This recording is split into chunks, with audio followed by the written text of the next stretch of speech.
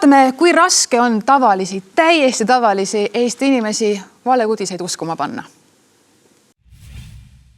Me hakkame kohe tegema tänavaküsitlust, aga minu küsimused on natukene, ütleme, ebatraditsioonilised ja isegi võiks öelda naeruväärsed. Aga vaatame, kas keegi jääb neid uskuma.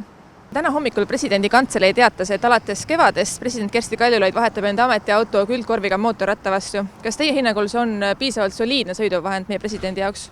Mootorratas kindlasti mitte. Et kokku võib hoida ju muud moodi, aga mitte mootorrattaga küll. Miks mitte? Ma ise näiteks ka väga autoga ei sõida, käin pigem jala.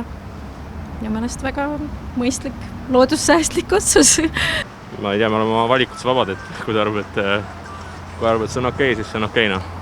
See on väga traditsiooniline sõiduvahend, vähemalt mõningates Eesti piirkondades ja ma arvan, et Tallinna liiklusolusid arvestades ka igati praktiline ja hea valik. Почему нет? Если безопасно, конечно.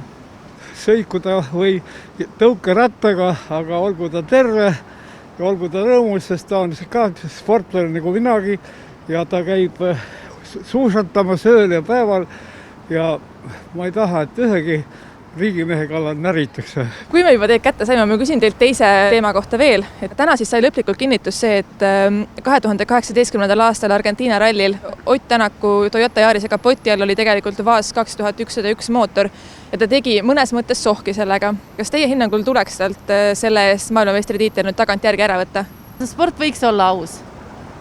Et jah, et kui tegi sohki, siis kas nüüd päris ära võtta? No kui see oli nagu sohi tegemine päriselt reeglite rikkumine, siis võib-olla tõesti.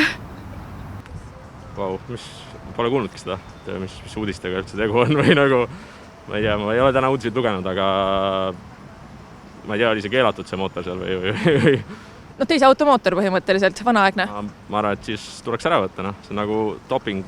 Kas see, et nüüd selgus, et geiabielude vastu võitleja Varro Vooglaid tegi 92. aastal Hollandis soovahetusoperatsiooni ja ta ise oli enne seda tegelikult naine, et kas see kuidagi vähendab tema positsiooni traditsiooniliste pereväärtuste ees seisjana? No kui ta ise muudab ennast samas ja siis ta on väljas oma nii-öelda vaadetest, siis ma ei tea, natukene kõlab irooniliselt. Ei. Või tegelikult päris kindlasti vähendab. Kui sa tegelikult ise oled sugu vahetanud, siis ei tohi teiste kohta ju ka midagi pahasti öelda.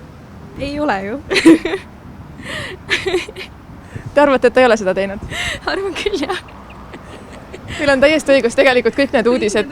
Täpselt, et need ei ole tegelikult ju tõsi. Karoliina, ma pean piinlikkusega tunnistama, et ma täiesti valetasin teile praegu. Ükski nendest asjadest ei ole tõsi ja miks te neid uskusite? Need on ju naeruväärsed.